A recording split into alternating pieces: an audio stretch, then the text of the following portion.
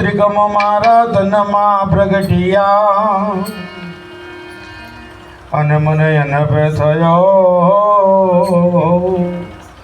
અજવાસ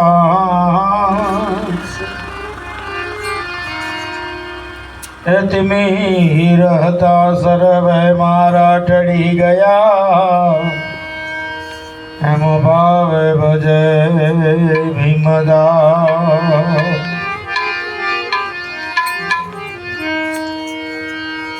तो गुरु हमारा गारुड़ी अने मुझ पर की में हे मुरादिया मरम का मेरा उतर गया सब मुरादिया मरम का मेरा उतर गया सब जय।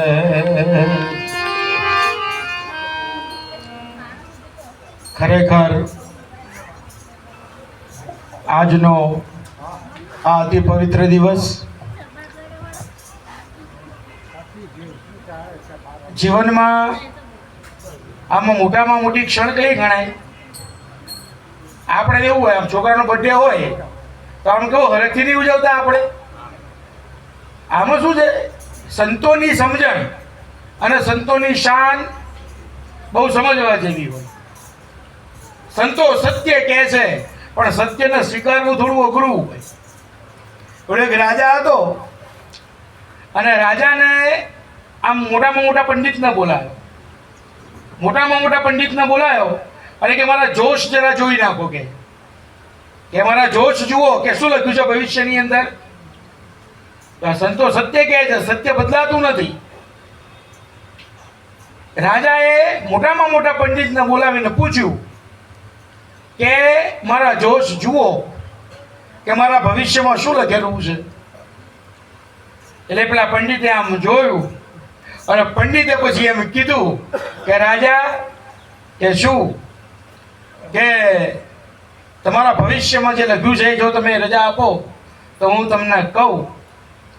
રાજા કે કહો, એના માટે તમને બોલાયા છે કે તમે જીવતા હશો ને અને તમારી રાણીએ તમારી આગળ મરી જશે, તમારા છોકરાએ તમારી આગળ મરી જશે અને આખું કુટુંબ તમારી આગળ મરી જવાનું છે. રાજા કે તને જોશ જોતો આવડે છે? તરત જ સૈનિકોને બોલાયા કે નાખો જેલમાં અને કાલ ઉઠી સવારનો દાડો ઉગો ને એટલે એને ફાંસી ચડાવી દેજો. બોલો કે સાચું કીધું, પણ રાજા કે મારે સાંભળવું જ નહીં, મારે સાંભળવું જ નથી અને નાખો જેલમાં. પેલો કે આવું સાચું કહેવામાં તો દુઃખ ઊભું થયું, મોતની સજા મળી. રાજાએ બીજા પંડિતને બોલાયા. પેલો જે પંડિત હતો પેલાનો ભાઈબંધ હતો કે રાજા પહેલા કે હું પેલા તમને જે પહેલા ભવિષ્ય કીધું એને મળી આવું, પહેલા એને મળી આવું. પેલાને મળ્યો કે તું આટલા મારા કરતા જોરદાર ભવિષ્ય જોનારો, એ પણ મેં સાચું જ જોયું છે, રાજાના ભવિષ્યમાં આવું જ લખ્યું છે કે હવે આજ મને બોલાયો છે, કે આજ મને બોલાયો છે. અને જઈને ઉભો રહ્યો. એણે ભવિષ્ય જોયું. ભવિષ્ય તો પહેલા જોયું જ તું, એને કઈ નવું જોવાનું નહોતું. હવે જો આ જ વાત પહેલા કેવી રીતે રજૂ કરી કે રાજા કે શું કે તમે બહુ ભાગ્યશાળી છો. રાજા કે વાહ ભાઈ વાહ, પેલા તો કઈક ઊંધું કીધું, આ તો કઈક નવું કીધું કે રાજા કે શું કે તમે બહુ ભાગ્યશાળી છો. કે કેમ? કે તમે સતાયું જીવન લઈને આવ્યા છો. આ બધા કરતા તમે વધારે જીવવાના છો.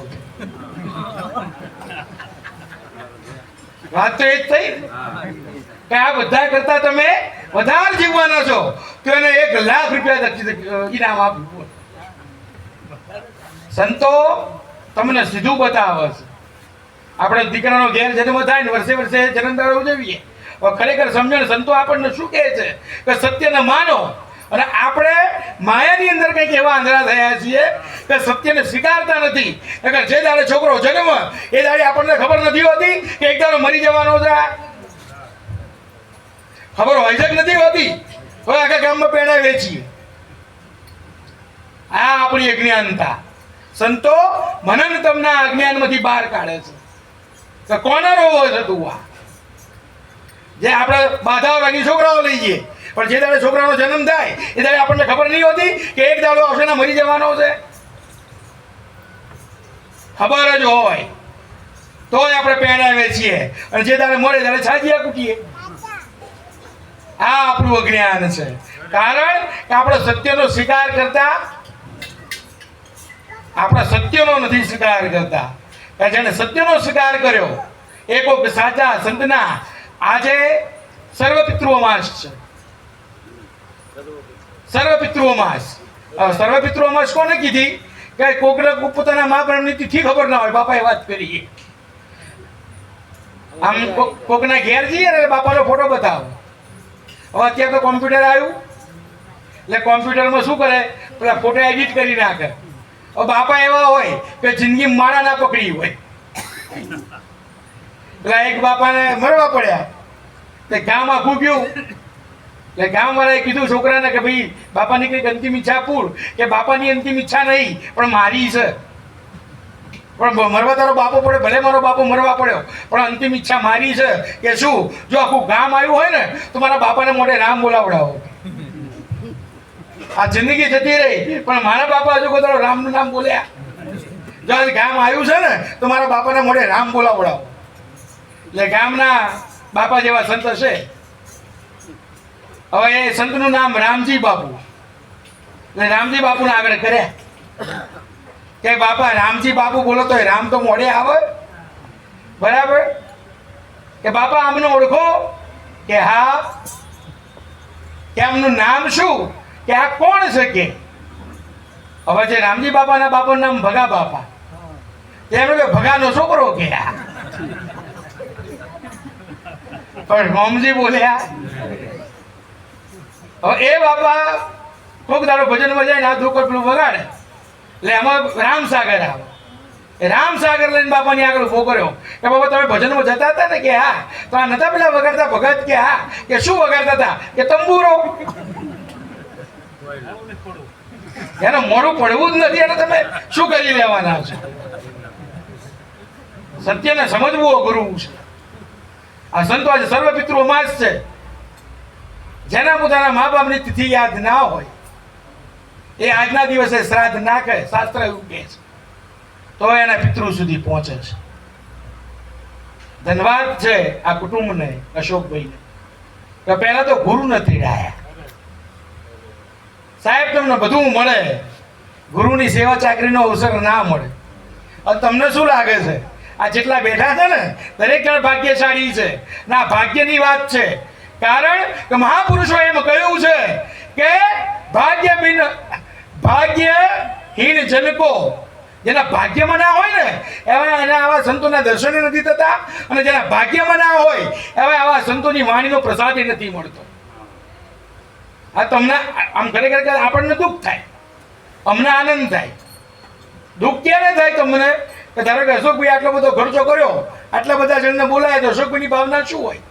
કે ભાઈ દરેકને બાપાની સત્સંગની વાણીનો લાભ. પણ એના ભાગ્યમાં જ નહીં તો તમે શું કરવાના?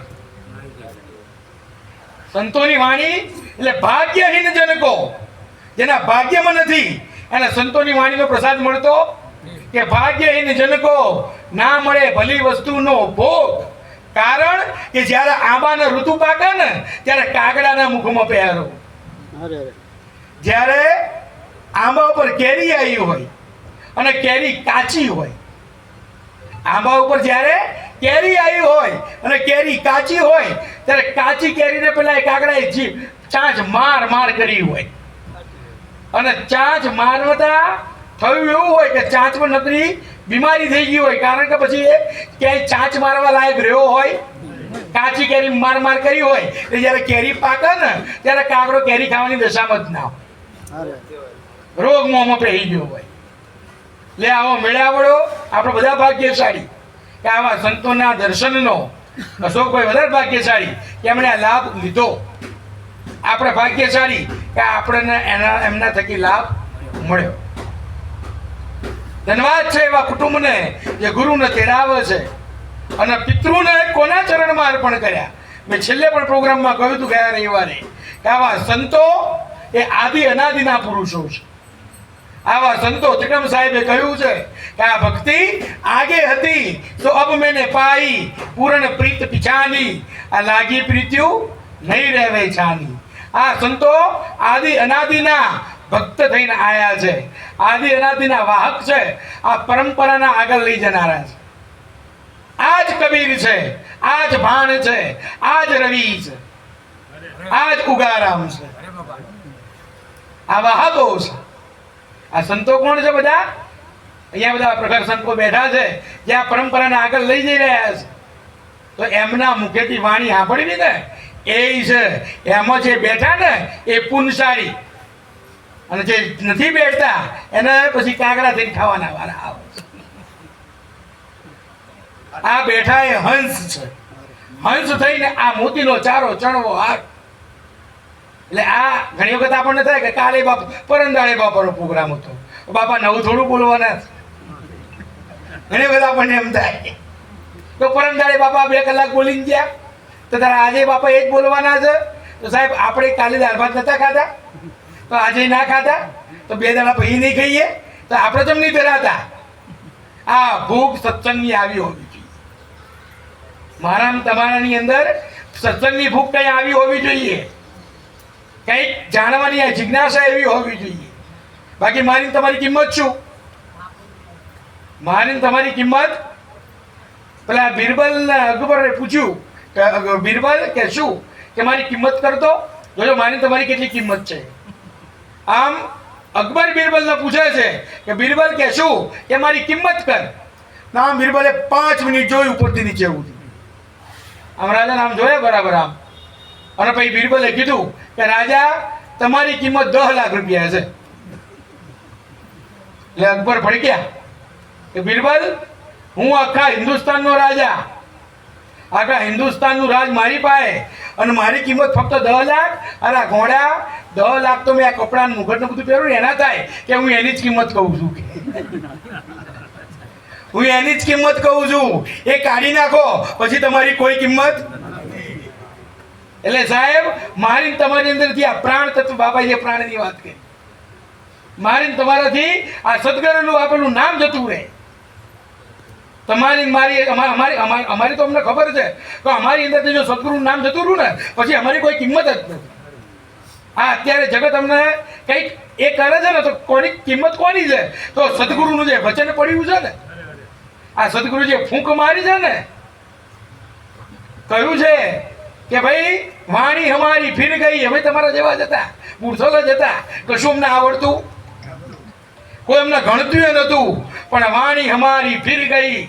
યહી તન યહી દેશ, ખારી હતી સો મીઠી ભાઈ મારા સદગુરુના ઉપદેશ. અમારા ગુરુએ, આપણા ગુરુએ કંઈક આપણને બતાવ્યું, એટલે ગુરુએ બતાવ્યું એને યાદ કરવું. બીજી બધી વાતોમાં બહુ પડવાની, એટલે આપણે હજુ મનુ બાપાને સાંભળવા છે એટલે એક વાણી કરી પછી મારી વાણીને વિરામ આપું.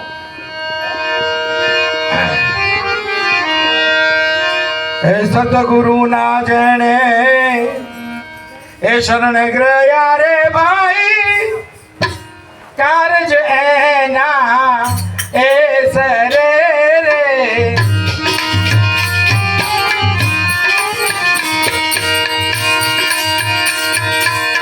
સતગુરુ ના જણે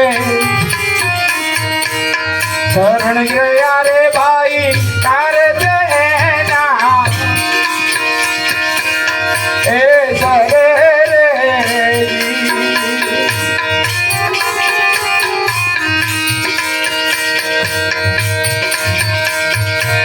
પ્રેમ કરીને જોને આવે શરણમાં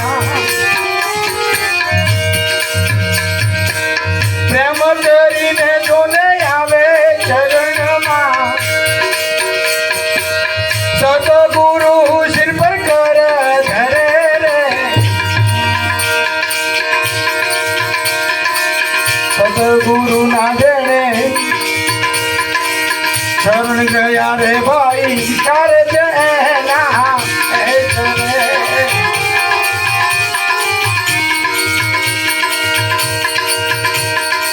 મૃગલાની નાભીમાં વસે કસ્તુરી મૃગલાની નાભીમાં વસે કસ્તુરી જોને મૃગલો ખોડે તો રે ભરે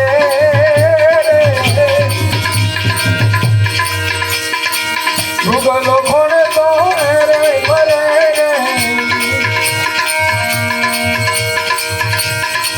ફરી ફરીને જોને થાકી જવાનો મૃગલો ખોડે તો થાકી જવાનો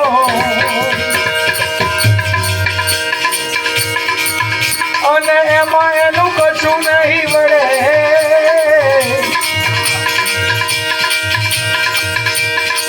સતગુરુ ના ગણે શરણ ગયા રે ભાઈ તાર જય ના રે કરે તાર જય ના રે કરે તાર જય ના કરે ટૂંકમાં આપણે કે ભાઈ સદગુરુના જેણે શરણ ગયા આ જીવનમાં ઉદ્ધાર કોનો થયો જેણે ગુરુના ચરણ ગયા ને એનો થયો અને હું ને તમે તો શું કરી શકીએ એમ છીએ કોઈ પણ પંથ લઈ લો કોઈ પણ સંપ્રદાય લઈ લો કોઈ પણ પંથની અંદર કોઈ પણ સંપ્રદાયની અંદર ગુણ તો ગુરુના જ ગાવામાં આવ્યા છે સાહેબ પરંપરા લો નાથ પરંપરા લો કોઈ પણ પરંપરા લો ગુણ કોના ગાયા ગુરુના ગાયા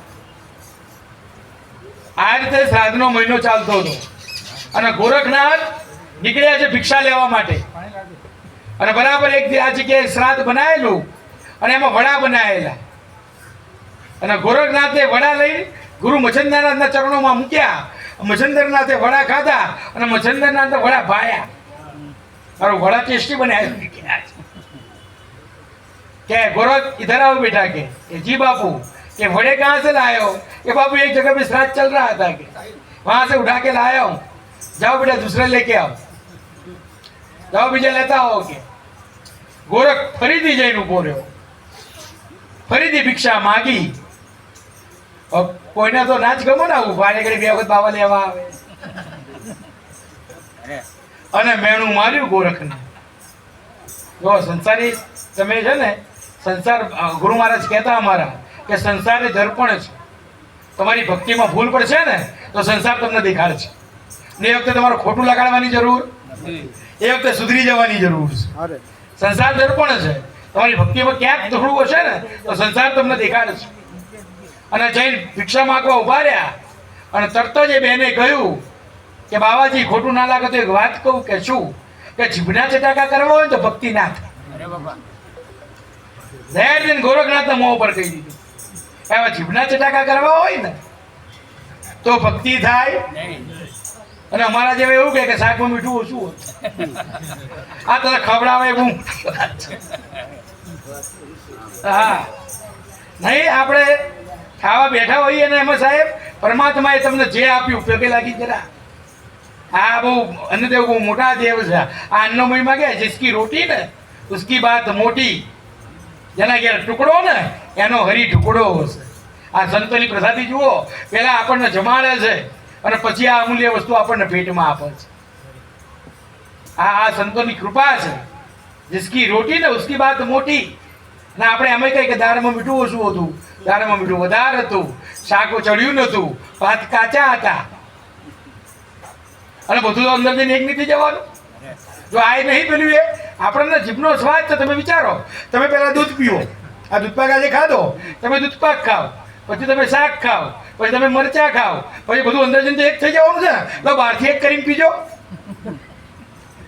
પીછે કોઈ ખબર જ છે કે અંદર જઈને એક થઈ જ જવાનું છે પણ સાહેબ હજુ આપણી એટલી સુરતા નથી હજુ આપણી એક કક્ષા નથી કે આપણે બધું સમજીને પી નાખીએ એટલે ગોરખનાથના મોં પર કહ્યું કે જીભના ચટાકા કરવા હોય તો ભક્તિ મૂકી દેવી પડે પણ ગોરખ કહે છે કે માં કે મારા ગુરુને કે તમારા વડા બહુ ભાયા છે, મારા ગુરુને તમારા વડા બહુ ભાયા છે, તો એક કામ કરો ને કે શું કે એક બીજું વડું આપી લે, એક વડું આપી દો ને બીજું.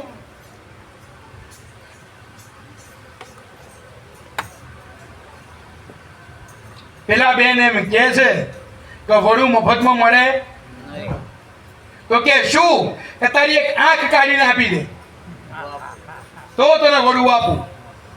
શાથી તાકાત આપણી, શાથી ભક્તિ, તો પછી આપણને ગુરુના સેવક કહેવડાવવાનો શું અધિકાર છે? કોઈ અધિકાર? નામ એના થયા છે તો ગોરખનાથ નું નામ ગવાય છે. અને સાહેબ આંખ માગી છે ને, અને ગોરખનાથે એક સેકન્ડ નો વિચાર કર્યા વગર આંખ કાઢીને આપી દીધી, આમ ફેંકી દીધી કે લે મારા ગુરુની આગળ, મારા ગુરુના એક ઈચ્છાની આગળ આ આંખ કશી નથી. અને એક આંખ ઉપર પાટો બાંધી અને જઈને ગુરુના આળા ફરીને ધરી દીધું. ગુરુ કે ગોરખ અમે તો જો આમ ભિક્ષા આમ હાલાય ગુરુનો પ્રસાદ, આમ આડું જોઈ કે બાપુ નહીં જોઈએ કહો તમે, કારણ કે ગુરુની કરુણા કેટલી, શિષ્ય ઉપર તમને આમ આવે ને છે તે કષ્ટ એ ગુરુ સહન કરતા, શિષ્ય ઉપર સહેજ પણ કષ્ટ આવે એ ગુરુ મહારાજથી સહન ના થાય કે બાપુ તમે નહીં જોઈએ કે ગોરખ મારી હામું જો. અને ગોરખે આમ જોયું, આમ મચ્છંદરનાથની અંદરથી કરુણાનો ધોધ કે બેટા શું થયું, કે ગુરુ મહારાજે કે વડું લેવાનું હતું પણ પેલા બેનને મારી આંખ વધારે ગમી, તો કે આંખ આપો તો કે વડું આપું. બાપુ કે તમારી આગળ હું મારી આંખ આપી દીધી. સાહેબ આ શિષ્યો પ્રેમ ધરીને આવે ચરણમાં, ગુરુના ચરણમાં પ્રેમ સિવાય કોઈનું કામ. તમે તમારી સંપત્તિથી ગુરુને રાજી નહીં કરી શકો, તમે તમારા આ વૈભવથી ગુરુને રાજી નહીં કરી શકો. બાપા હમણાં જ એક વાત કરતા હતા કે આમ કેવું હોય, કોઈક 500 ભેટ પૂજા મૂકે તો ત્યાંનો ભાવ વધારે, કોઈક 10 મૂકે તો એનો ભાવ ઓછો, આવું થોડું હોય. સંપત્તિથી ગુરુ ભાવ માપે ના સાહેબ, એ તો તમારા પ્રેમના આધીન. વાલો મારો પ્રેમને વશ થયા રાજી, એમાં શું કરે પંડિતને, વાલો મારો પ્રેમને વશ થયા રાજી. આ ગુરુ કોના આધીન છે? પ્રેમને. કે પ્રેમ કરીને આવે ચરણોમાં તો સદગુરુ શિર પર કર ધરે. કે આ સદગુરુના જેને ચરણ ગયા ને કારજ આ ભવસાગર, કારજ શું હોય ગુરુ જોડે આપણે આ ભવસાગર ઉતરવાનું. એટલે ટૂંકમાં વાત કરાવું પતાવું કે બાપાએ લગભગ બધું કહી જ દીધું છે, પણ એમણે એમ કહ્યું કે મૃગલાની નાભીમાં વસે કસ્તુરી. હું તમે બધા મરગલા જ છીએ અને સતનામ ભક્તિ આપણી અંદર પડી છે, પણ ઓળખાવનારા આવા પુરુષો હજુ મળ્યા. જે દાડે આપણને ઓળખાઈ દેશે એ દાડે આપણો ભટકારો મટી જવાનો છે. મુગલાની નાભીમાં વસે કસ્તુરી, પણ મુગલો કોડતો ફરે. આજુબાજુ તો આટા મારે, આપણે બધે મંદિર જઈએ, કોઈક ઉત્તરમાં માતાજીનું દર્શન કરવા જાય, કોઈક પૂર્વમાં ભગવાનના દર્શન કરવા જાય, કોઈક વળી બીજે જાય, કોઈક ત્રીજે જાય, પણ જ્યાં ઠરવાનું છે ત્યાં કોઈ ઠરતું. कबीर साहब ने कीधु कि मुझे कहाँ ढूंढे बंदे, मैं हूँ तेरी पास में, ना मंदिर में, ना मस्जिद में, ना काबा कैलाश में, ना जप में, ना तप में, ना व्रत में, पण खोजी हो के खोज कर ले, मैं हूँ एक विश्वास. કબીર સાહેબે કહ્યું છે ને, એટલે આપણે ત્યાં ઠરતા નથી. એટલે કીધું અને તરત જ કીધું કે તમારું અહમપણું અગાડી દેવું પડે. સુખદેવજીએ શાન બતાવી અને જય જનકને ગુરુ કરે. સુખદેવજી એટલે આ જેટલા પુરાણો અને જેટલા વેદો છે ને એના રચયિતા છે, પણ તરત જ એમની પાસે બધું જ્ઞાન હતું, વેદોનું પુરાણોનું બધું, પણ આત્મજ્ઞાન હતું. એટલે કોકને પૂછ્યું કે સુખદેવજી કે હું આટલો મહાન, પણ કોઈ મને મહાન ગણતું જ નહીં. કે ના જ ગણે ને, કે કેમ? કે તારા માટે ગુરુ નહીં. તો કે મારો ગુરુ કરવા હોય તો કે જા જનકની જોડે. તો કે હું યોગી, હું સંન્યાસી અને જનક તો રાજા માયાવી, એટલે કે માયામાં રહેનારો. એ મને શું બોધ કરશે? પણ માન્યું કોકનું કે સુખદેવ. વાર્તા ઘણી લાંબી પણ બધાને ખબર જ છે કે સુખદેવજીએ શાન બતાવી, જય જનકને ગુરુ કરે. અને જનકની કક્ષા શું હતી કે એક હાથ જેનો માયાની ઉપર, એક હાથ પત્ની ઉપર હોય અને બીજો અગ્નિમાં પડે, પણ એને બે અવસ્થાની કોઈ અસર થતી હતી ના. તો એને માયા ઉપર હાથ એટલે માયા લાગતી હતી, ના તો અગ્નિમાં હાથ ગળતો ત્યારે અગ્નિ બાળતી હતી. કે એક હાથ જેનો અગ્નિની ઉપરે, બીજો માયાની ઉપરે ને બીજો અગ્નિમાં પડે. આ ગુરુના જેને ચરણ ગયા ને કારજ એના અસરે. અને છેલ્લે એમણે કહ્યું કે પાણીનો પરપોટો પાણીમાં ઉમટે અને જઈ પાણી નીરમાં નીર પડે. હું તમે શેની ઉત્પત્તિ? પાણીના પરપોટો. રજ અને બીજનું મિલન થયું ને આપણી કાયાનો જન્મ થયો. પાણીનો પરપોટો પાણીમાં ઉમટે. આમાં પાણીમાંથી આપણે બન્યા ને. અને કાલ સુધી આપણે માટી ભેગું કે પાણીનો પરપોટો પાણીમાં ઉમટે ને પછી જઈ નીરમાં નીર પડે. પણ નુગરા હશે ને એ જાશે ખોધા ખાતા. આવો તો કેટલાય જન્મો આવશે અને કેટલાય જન્મો જતા રહેશે. બાપાના સંતો એમ કહે છે પોકારી કે બહુ પુણ્ય કરવાથી આપણને મનુષ્ય જન્મ મળ્યો તો એનું સામર્થ્ય એનું સાફલ્ય શું? તો કે ગુરુની ભક્તિ કરવી. એ ગુરુની ભક્તિ ના કરો તો આ અવતારનો કોઈ અર્થ. અને સાહેબ તમે કશું ના કરો, ના તપ કરો, અમે તો એવું જ કહીએ છીએ, ના તપ કરો ના વ્રત કરો, તમને નામ આપ્યું નામ જપ કરતા તો એ ના કરજો. તમને કદાચ ગુરુએ કંઈક બતાવ્યું એ ના કરશો. ફક્ત ગુરુની સેવા કરો. ગુરુની સુરતામાં એમ લે સમજો મને તમને પ્લેન ચલાવતા નહીં આવડતું. આવડે છે? નથી આવડતું. પણ જેને ચલાવતું આવડતું હોય એની પાછળ જઈને બેસી જઈએ તો જ્યાં જવું હોય ત્યાં જતું રહેવાય ને. ભાઈ આપણને કશું નહીં આવડતું પણ આપણા ગુરુને બધું આવડે છે. મને તમને મારે તમારે અમેરિકા જવું છે તો અમેરિકા સુધી આપણે પ્લેન ચલાવી શકવાના છીએ? ના, આપણને આવડતું જ નથી. તો એ ભાટ ટિકિટ લો અને ટિકિટ ખરીદીને સામે બેસી જાઓ પ્લેનમાં. પછી તમારે કશું કરવાની, તમારે રસ્તોય નહીં યાદ રાખવાનો. એટલે તમારે પ્લેન બતાવવા જવું પડે પાયલોટને કે પહેલાં જમણે લેજે પછી ડાબે લેજે પછી તું સીધું જવા દેજે. તમારે જઈને ઊંઘી જ જવાનું. સવારે આંખ ખુલે ને એટલે તમે અમેરિકા પહોંચી જ જાઓ. પણ એના માટે ટિકિટ ખરીદવી પડે. એટલે તમારે ભજનની મૂડી ભેગી કરવી પડે. તમારી પાસે ભજનની મૂડી હશે એ ભજનની મૂડીથી આ સદગુરુના દેશની ટિકિટ ખરીદા છે. અને સદગુરુના દેશની ટિકિટ આ ભજનની મૂડીથી ખરીદશો.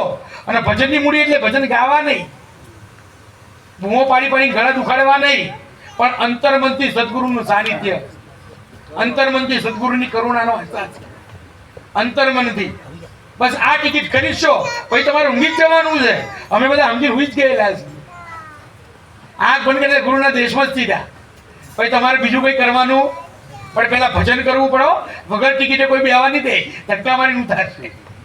બધી વિધિ લાંબી છે એમાં. પણ ટિકિટ હશે ને અને પ્રોપર વિઝા, પૈસા જે ખાલી કામ થતું, ખાલી મૂડીનું ભજન હશે. બાપે બહુ સરસ વાત કરી તો અધિકાર પણ નહીં હોય. આમાં જો અમેરિકા મારે જવું હોય, હવે અમેરિકા જવું હોય તો ખાલી પૈસાથી કામ થાય. અત્યારે અમેરિકાની ટિકિટ 1.5 લાખ છે ને, 1.5-2 લાખ છે. એટલે 2 લાખ ગણો ને આપણે. અમે હમણાં બુક કરાવી 2 લાખ ટિકિટ છે અમેરિકાની. અમેરિકાથી અહીંયા આવવાની ટિકિટ પાછી 2 લાખ રૂપિયા છે. 2-2.5 લાખ. ધારો કે મારી પાસે 2-2.5 લાખ છે તો કઈ અમેરિકા હું જઈ શકું? ના. તેના માટે મારે શું કરવું પડે છે? વિઝા કઢાવવો પડે ને સાહેબ. એમ તમારી પાસે કદાચ તમે વગર આમ ઊંધું ગાલી ભગવાનનું નામ લે કર્યું હોય, બીજું કર્યું હોય, ત્રીજું કર્યું હોય, એટલે મૂડી હોય પણ ગુરુનો અધિકાર ના હોય. જ્યાં સુધી ગુરુ આમ છાપ ના મારે ને તમારી ઉપર કે આજથી તું અધિકારી, ત્યાં સુધી તમે એ દેશમાં પહોંચી શકતા. એટલે કોઈ એવું વિચારતો હોય કે હું ગુરુ વગર જતો રહે તો એ ખોટું છે. ગુરુ વગર કશું થાય.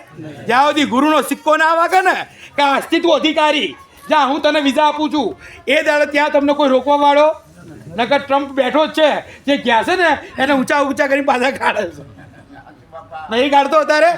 એ કેટલા ખોટા છે, કેટલા વિઝા વગર આવ્યા છે, કેટલા ગેરકાયદેસર આવ્યા છે, બધા ઊંચા ઊંચા બહાર કાઢે છે ને. એમ સંતોએ કીધું કે આ પાન પરવાનો ગુરુનો હશે ને તો આ વસ્તુ તમને પ્રાપ્ત થશે. અને છેલ્લે એમણે કીધું કે સાચા સદગુરુ જો મળે, કેવા સદગુરુ? લે ભાગવું નહીં. નકર હમણાં કંઈક રેથલમાં 15-20 જણાની આખી ટોળકી આવી હતી. એની પહેલા અસલમાં 15-20 જણાની ટોળકી આવી હતી. એવાનું આપણે કામ. આપણે તો આ કે સાચો સિંહ હોય ને, સાચો સદગુરુ, સાચા સદગુરુ જો મળે તો અજ્ઞાન અંધારા ટળે, ખાન પ્રતાપે ગાવે પ્રેમહંસ. ત્રિકમ સાહેબની ગાદી ચિત્રોડ, અને ચિત્રોડની અંદર છઠ્ઠી ગાદીએ ત્રિકમ સાહેબ પછી 5મી ગાદીએ ખાન સાહેબ આવ્યા અને ખાન સાહેબના શિષ્ય પ્રેમન સાહેબ આવ્યા. એમણે આ વાણી ગાઈ છે કે ખાન પ્રતાપે કહે પ્રેમહંસ કે ગુરુના ચરણમાં જઈને જીવવું પડે. આ ગુરુના જાણે શરણ ગયા ને કારજ એટલે સદગુરુની સેવા કરવી. બાપાએ ઘણી વાત કરી એટલે મારા નવું કંઈ કહેવાનું અને સંતોમાં મારે કંઈ કહેવાનું નહીં. આ તો તમને એવું લાગે નહીં કે પેલા બાપા ના બોલ્યા. હા એવું થાય. અમે જતા ભાઈ વાત થાય કે બાપા એકલા બોલતા હતા તો પેલા બાપુ જોડે બેઠા હતા એમને ખાલી બેવા જ લાયા હતા આપણે. બાકી સંતોના બોલવામાં કોઈ ફેર હોય? બાપા બોલ્યામાં બધું સમય ગયું છે. બસ આ સંતોની સેવા કરવી અને આ સાચી રીતે જે પણ ઉજવણી કરો સાચી રીતે કરો. આજે આમાં અશોકભાઈ આજે કરી છે એટલે પરમાત્મા ગુરુ મહારાજ આવીને આવી સદબુદ્ધિ આપણે બધાને આપે અને જે રીતે આ સંતોનો લાભ લેવાય વધારે ને વધારે આપણને એનો લાભ મળે. બોલો સદગુરુદેવનો.